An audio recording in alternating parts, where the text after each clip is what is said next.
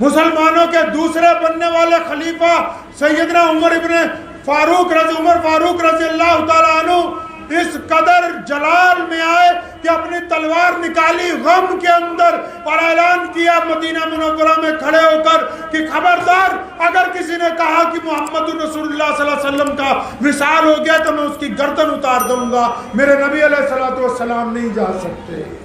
اللہ اکبر، اللہ اکبر۔ علیہ الصلوۃ والسلام کا جب دنیا سے رخصت ہوئے، پردہ فرما گئے، نبی تو پہلے بھی بہت آئے، آدم علیہ الصلوۃ والسلام سے لے کے سیدنا ابراہیم علیہ الصلوۃ والسلام۔ جب وہ نبی گئے دنیا سے، ان کا نظام بھی، ان کی شریعت بھی ساری چلی گئی۔ رسول اللہ صلی اللہ علیہ وسلم کو اللہ تعالیٰ نے پوری کائنات کا نبی بنا کے بھیجا، فرمایا ہم نے پوری عالم کے لیے ان کو رحمت بنایا، لیکن رسول اللہ صلی اللہ علیہ وسلم کے پردہ فرمانے کے بعد ہم بچ کیسے گئے؟ کبھی سوچا آپ نے؟ کبھی تاریخ پڑھی ہے؟ اللہ کا تو اعلان ہے کہ رسول اللہ قیامت تک رسول اللہ کا دین چلے گا، رسول اللہ صلی اللہ علیہ وسلم کا تاج قیامت تک قائم رہے گا، لیکن کبھی اگر ہم نے عملی طور پر دیکھنا ہو تو یہ کبھی دیکھا آپ نے کہ رسول اللہ صلی اللہ علیہ وسلم کے بعد ہم کیسے بچ گئے، ہم تک دین کیسے پہنچا؟ اندازہ لگایا کبھی سوچا آپ نے کہ ہم سیرت کی کوئی کتاب پڑھیں، رسول صلی اللہ علیہ وسلم کے یوم وصال کے موقع پر مدینے میں کیا عالم تھا؟ ہمارے باپ کا انتقال ہوا، کتنا رنج ہے، اور جب محمد رسول اللہ صلی اللہ علیہ وسلم کائنات سے تشریف لے گئے ہوں گے، جو کائنات میں اللہ کے نائب ہیں، جن جیسا کوئی پیدا ہوا نہیں اور قیامت تک کوئی آ نہیں سکتا، اور جن کو یہ مقام عطا ہوا، اللہ نے خود فرمایا اے میرے بندو میں محمد رسول اللہ پر سلام بھیجتا ہوں، تم بھی محمد رسول اللہ پر سلام بھیجا۔ کبھی پڑھا کہ یہ ہم بچے کیسے، کہ دین ہم تک کیسے پہنچا، نبی علیہ الصلوۃ والسلام کا دین ہم تک کیسے پہنچا؟ جب کوئی جاتا ہے دنیا سے، آج اگر ہمارا کوئی بڑا چلا جائے، 10 آدمی سازش کرنے والے ساتھ میں تیار ہو جاتے ہیں، ہوتے کہ نہیں ہوتے تیار؟ خاندانوں میں بھی رواج ہے، حکومت میں رواج ہے، سماج میں رواج ہے کہ کسی جماعت کا کسی بڑا آدمی جب کوئی جاتا ہے 10 دعوے دار سامنے ہوتے ہیں، ان دعوے داروں کے پیچھے 10 ایسے لوگ ہوتے ہیں جو چاہتے ہیں یہ پورا نظام ٹوٹ جائے، یہ پورا سسٹم برباد ہو جائے۔ تو جب یہ دنیا کا رواج ہے تو کیا یہ جاننا ضروری نہیں جب محمد رسول اللہ صلی اللہ علیہ وسلم نے پردہ فرمایا تو اس وقت کیا ہوا بھائی؟ سب کو جاننا ضروری ہے۔ بیٹھ کے درود پڑھنے والوں کو بھی جان لینا چاہیے، کھڑے ہو کے درود پڑھنے والوں کو بھی جان لینا چاہیے، یہاں نیت باندھنے والوں کو بھی پتہ ہونا چاہیے، ناک پہ نیت باندھنے والوں کو بھی پتہ ہونا چاہیے، منہ میں آمین کہنے والوں کو بھی پتہ ہو کہ یہ آمین بچی کیسے، اور زور سے آمین کہنے والوں کو بھی پتہ ہو کہ یہ آمین ہم تک پہنچی کیسے۔ آپ نے کیا سمجھا کہ کیسے ہی ہم تک پہنچا ہے دین؟ 1450 سال کا سفر کیا ہے نا، اس دین نے 1450 سال کا سفر کیا ہے نا۔ مدینہ منورہ سے حضور صلی اللہ علیہ وسلم کے وصال کے بعد یہ دین چلا، کیسر و کسرا تک پہنچا، تاشقند و بخارا تک پہنچا، کہاں افریقہ کے ریگستانوں میں پہنچا، اور کہاں چین کے ریگزاروں میں پہنچا، کہاں اسپین اور اندلس کی برف پوش پہاڑیوں میں پہنچا، اس ملک کے ذرات کے اندر داخل ہوا، کہاں امریکہ جیسی نئی دنیا کے اندر قائم ہوا۔ یہ آخر 1450 سال کا یہ عرصہ محمد رسول اللہ کوئی ایسا دکھاؤ تو صحیح نظام۔ اگر امریکہ کا آج راشٹرپتی بدل جائے نا تو جو دوسرا آتا ہے وہ نئے ہی قانون لکھ دیتا ہے، سابقہ چلاتا رہتا ہے، کہ میں تو ایسے چاہتا تھا، اس نے یہ کام خراب کر دیا۔ سرکار بدلتی ہے، نظام بدل جاتے ہیں۔ بڑے بڑے ان کو دیکھ لیجئے جو لوگ مذہبی تحریکیں چلاتے ہیں۔ ہمارے ملک کی کتنی بڑی بڑی تحریکیں ہیں، دو دو ٹکڑے ہو گئے۔ کتنے بڑے بڑے مدرسے ان کے دو دو ٹکڑے، جاؤ دیکھو ہے کہ نہیں۔ ان کو آگے آگے چھوٹا لفظ لگانا پڑتا ہے، چاچا کی الگ، بھتیجا کی الگ، بڑے مولوی کی الگ، چھوٹے کی الگ۔ تو اس طرف بھی ذرا پیچھے آ کے دیکھیں، جب محمد رسول اللہ صلی اللہ علیہ وسلم اس دنیا سے پردہ فرما گئے تو کیا عالم ہو، وہ کیسا سما ہوگا اس وقت۔ اور اس وقت وہ کون سا ایسا واقعہ پیش آیا کہ ہمارا دشمن گھبرا گیا؟ ایسا کیا ہو گیا کہ اس وقت دشمن ہم پہ حملہ کرنے کے لیے تیار تھا؟ دشمن کی فوجیں باقاعدہ مدینے پر حملہ کرنے کے لیے تیار تھی، اور مدینہ منورہ میں غم کا حالت تھا۔ صحابہ اکرام نڈھال ہو گئے، جگہ جگہ بیٹھے ہوئے رو رہے ہیں، اور منافقین نے اندر کھاتے سازشیں شروع کر دی۔ صحابہ کو جا کے کہنے لگے کانوں ہی کانوں میں کہ اب تو رسول اللہ صلی اللہ علیہ وسلم نہیں رہے، اب نماز پڑھنے کی کیا ضرورت ہے؟ کبھی پڑھا اسلام کی تاریخ کو اٹھا کے؟ نظر و نیاز دے دینی آسان کام ہے، کافر کافر کھیلنا آسان کام ہے۔ شب برات کی رات کو قبروں پر موم بتیاں جلانا آسان کام ہے۔ آؤ آج آپ کو وہ قصہ سناتا ہوں جس واقعے نے اسلام ہم تک پہنچایا ہے، جس عزم نے دین کو پوری دنیا کے اندر مستحکم کیا ہے۔ پیارے نبی حضرت محمد رسول اللہ صلی اللہ علیہ وسلم کا وصال ہوا، دنیا سے واپس تشریف لے گئے۔ جو منافق تھے انہوں نے شور مچانا شروع کر دیا، کانوں بوسی کرنی شروع کر دی۔ بندے کو جس سے زیادہ محبت ہوتی ہے، اور ظاہر سی بات ہے صحابہ کرام رضی اللہ تعالیٰ اجمعین سے زیادہ کون محبت کر سکتا ہے؟ حضور اکرم صلی اللہ علیہ وسلم سے۔ محبت پہ ایک بات یاد آئی، پہلے آپ کو وہ سنا دوں، پھر یہ واقعہ پورا سناؤں گا۔ پاکستان کے ایک عالم دین نے لکھا ہے، وہ کہنے لگا کہ میں روز یہ سوچتا تھا اور دعا کرتا تھا کہ یا اللہ کیا اچھا ہوتا میں اس وقت پیدا ہوتا جب حضور علیہ السلام کا وقت تھا، تو میں بھی اللہ کے نبی علیہ السلام کو دیکھتا اور میں صحابی بن جاتا۔ لکھتے ہیں کہ میں اکثر یہی سوچتا تھا۔ بڑے اللہ والے ہیں جن کا میں یہ واقعہ سنا رہا ہوں، کہنے لگے اچانک ایک دن مجھے خواب میں نبی علیہ السلام کی زیارت ہوئی۔ فرماتے ہیں حضور علیہ السلام ایک بہترین گاڑی کی اگلی سیٹ پہ بیٹھے ہیں۔ اب ابو بکر صدیق رضی اللہ تعالیٰ عنہ بھی ہیں اور صحابہ بھی ہیں، اور سب سے پیچھے میں ہوں۔ تو کسی پہاڑی علاقے میں جا رہے ہیں، اچانک گاڑی میں کوئی خرابی پیدا ہوئی، اس کا انجن بند ہو گیا۔ تو گاڑی جب رکنے لگی، فرماتے ہیں کہ میں نے یہ سوچا کہ اگر اس شدید ڈھلان میں اس گاڑی کو پتھر لگا کے نہیں روکا تو پیچھے کہیں یہ تیزی سے چلی گئی تو نقصان نہ ہو جائے، کیونکہ انجن ساتھ نہیں دے رہا ہے۔ کہنا میں فٹافٹ بھاگ کے اترا اور دوڑ کے گیا سڑک کے کنارے پتھر تلاشنے لگا کہ کوئی پتھر اٹھا کے گاڑی کے نیچے لگا دوں۔ یہ ان کا خواب سنا رہا ہوں میں، کوئی حدیث نہیں، روایت نہیں سنا رہا۔ فرماتے میں پتھر ڈھونڈنے لگا، تو جب مجھے پتھر ملا 2-4 منٹ لگ گئے، تو کہتے جب میں پتھر لے کے گاڑی کی طرف بڑھنے لگا، دیکھا گاڑی تو اپنی جگہ ہی کھڑی ہے، تو پیچھے آ ہی نہیں رہی، اتنی سخت ڈھلان ہے۔ تو کہنے لگا جب میں قریب گیا میں نے سمجھا کہ باقی جو صحابہ ہیں انہوں نے کہیں سے پتھر تلاش کر کے رکھ دیے ہوں گے۔ فرمایا جب میں قریب گیا تو میں کیا دیکھتا ہوں کہ میرے علاوہ جو صحابہ کرام رضی اللہ تعالیٰ اجمعین گاڑی میں نبی علیہ السلام کے ساتھ موجود تھے۔ جب گاڑی بند ہوئی، ڈھلان پر پیچھے جانے لگی، تو اصحاب کرام رضی اللہ تعالیٰ اجمعین نے ہر ایک ٹائر کے نیچے اپنا اپنا سر رکھا ہوا ہے اور گاڑی کا پورا وزن جو ہے ان کے سروں کے اوپر ہے.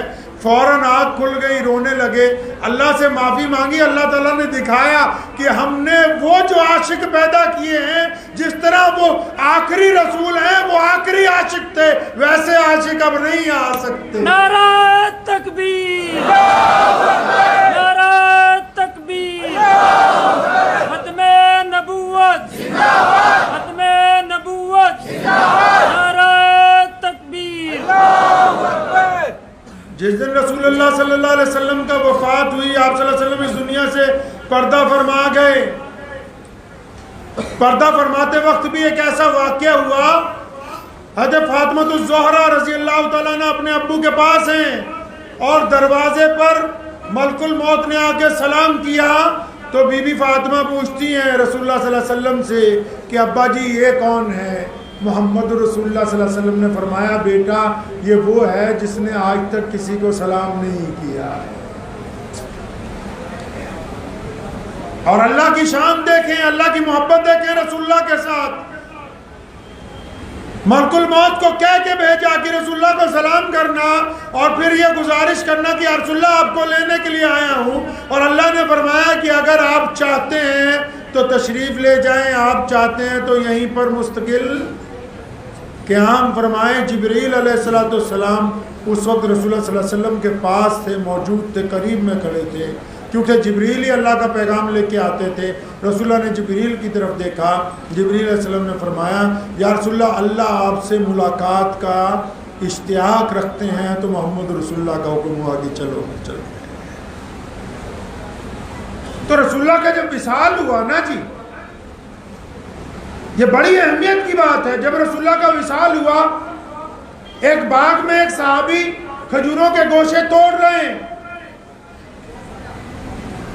کسی نے آگے کہا اللہ کے نبی صلی اللہ علیہ وسلم کا وصال ہو گیا, اتنا رنج پہنچا. اللہ تبارک و تعالیٰ کی حضور دعا کی کہ یا اللہ جب تیرے پیارے محبوب صلی اللہ علیہ وسلم اب اس دنیا میں نہیں ہے تو ان آنکھوں کا کیا کرنا ہے, آپ میری آنکھوں کی روشنی واپس لے لیں. مفسرین نے لکھا ہے کہ اسی وقت آنکھوں کی روشنی سے محروم ہو گئے. فرمایا جب اللہ کے نبی نہیں تو پھر کس کو دیکھنا ہے.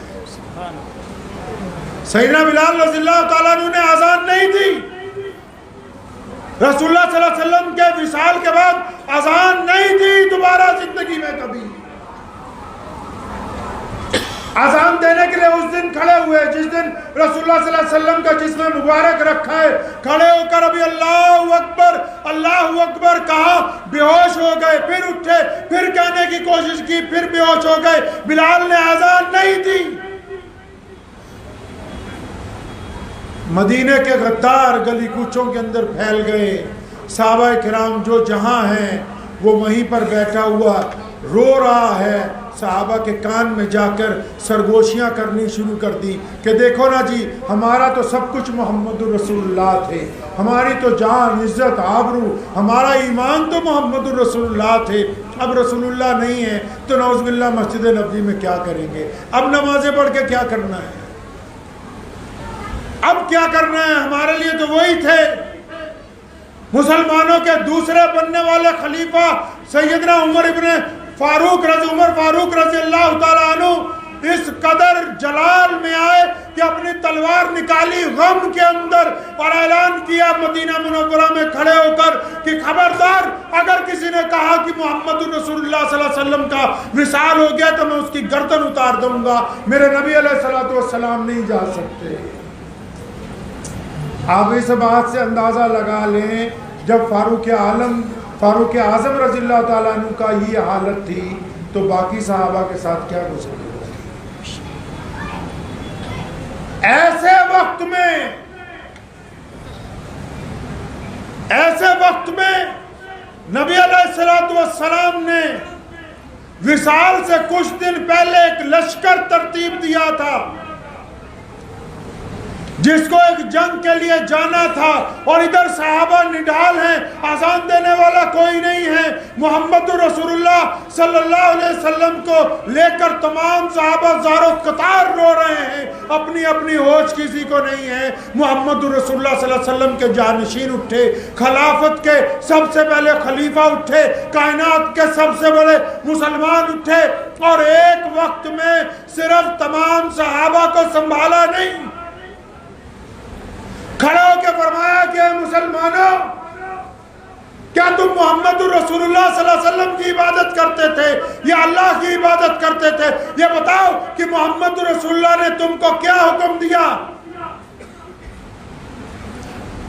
ایسے وقت میں جب گھر میں پوری کائنات میں غم کا ماحول تھا، جب فرشتوں کے اندر غم اور رنج کا عالم پڑا ہوا تھا، سیدنا ابو بکر صدیق رضی اللہ تعالیٰ عنہ اٹھے اور صحابہ کو جب اکٹھا کیا، جب ان کو سمجھایا، ابھی تو غم میں کوئی اور بات بھی نہیں ہوئی، لیکن پہلا حکم جاری کر دیا بنا خلیفہ بنے ہوئے۔ فرمایا وہ لشکر کہاں ہے جو میرے نبی علیہ السلام نے ترتیب دیا تھا، جس کے ذمہ لگایا کہ فلاں جگہ جا کے دشمنوں کو ناکے چنے چبوا دو، فلاں جگہ جو لوگوں پہ ظلم ہو رہا ہے ان کو ظالم کے پنجوں سے چھڑا دو۔ دشمن جو اس مدینے میں مخبر تھے، جو بڑے بڑے منافقین چھپے ہوئے تھے، حیران رہ گئے کہ ابو بکر یہ کیا بات کر رہے ہیں کہ رسول اللہ صلی اللہ علیہ وسلم کا وصال ہو گیا، یہ صحابہ نڈال ہے، نماز پڑھنے کی ہوش نہیں ہے، اور یہ ایسے بدترین حالات میں دشمن کے اوپر حملہ کرنے کی بات کرتا ہے۔ ابو بکر نے کہا تھا کہ مسلمانوں یاد رکھو، محمد رسول اللہ کا ایک ایک لفظ ہمارے لیے حکم کا درجہ رکھتا ہے۔ فرمایا یہ الگ بات ہے کہ محمد رسول اللہ ہم سے پردہ فرما گئے، میں ان کے حکم کو رد نہیں ہونے دوں گا۔ غم کی حالت میں جب لشکر روانہ کیا تو جو حملہ کرنے کے لیے آ رہے تھے وہ بلوں کے اندر گھس گئے، ان کو پتہ لگ گیا کہ یہ قوم اس حالت میں بھی پیچھے ہٹنے والی نہیں ہے۔ نعرہ تکبیر، نعرہ تکبیر، ختم نبوت زندہ باد، ختم نبوت زندہ باد، نعرہ تکبیر۔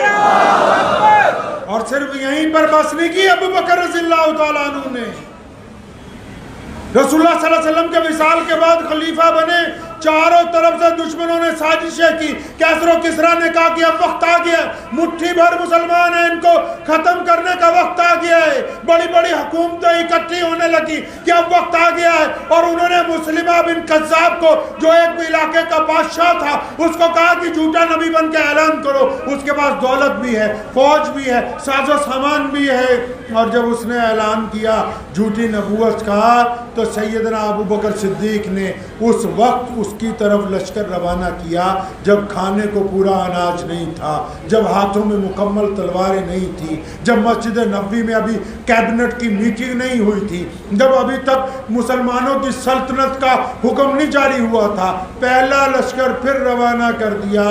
فرمایا لوگ کیا سمجھتے ہیں کہ ہم محمد رسول اللہ کے خلاف کوئی سازش گوارا کر لیں گے؟ فرمایا ہم اپنی قربانی تو دے سکتے ہیں، تاج ختم نبوت صلی اللہ علیہ وسلم پر ہر فانے نہیں دے سکتے۔ اگر عشق نہ ہوتا انتہا تک، عشق نہ ہوتا انتہا تک صحابہ کا رسول اللہ سے، تو یہ امین ہم تک نہیں پہنچتی، پھر یہ شب بارات لدھیانہ تک نہیں آتی، پھر یہ مولوی جو فتوہ کھیلتے ہیں ان کے پاس کوئی فتوہ نہیں ہوتا، پھر یہ جو ایک دوسرے کو کافر کافر کیا اعلان کرتے ہیں ان کے پاس سر پہ پگڑیاں نہ ہوتی۔ یہ مسلمانوں کا عشق رسول صلی اللہ علیہ وسلم ہے۔ یہ سیدنا ابو بکر رضی اللہ تعالیٰ عنہ نے صحابہ کی جماعت کے ساتھ وہ کمال کر کے دکھایا کہ غم کی حالت میں بھی فتح کر کے پوری دنیا کے دشمنوں کو پیغام بھیجا کہ رسول اللہ صلی اللہ علیہ وسلم گرچہ پردہ فرما گئے، ان کا دین کائنات سے کبھی پردہ نہیں کرے۔ یہ رسول اللہ سے عشق کا نتیجہ ہے کہ ہم مسلمان ہیں۔ تبھی تو حضور نبی علیہ السلام نے فرمایا تھا کہ پتہ ہے کہ افضل مسلمان کون سے ہوں گے؟ صحابہ نے کہا یا رسول اللہ کہ آپ بتائیں۔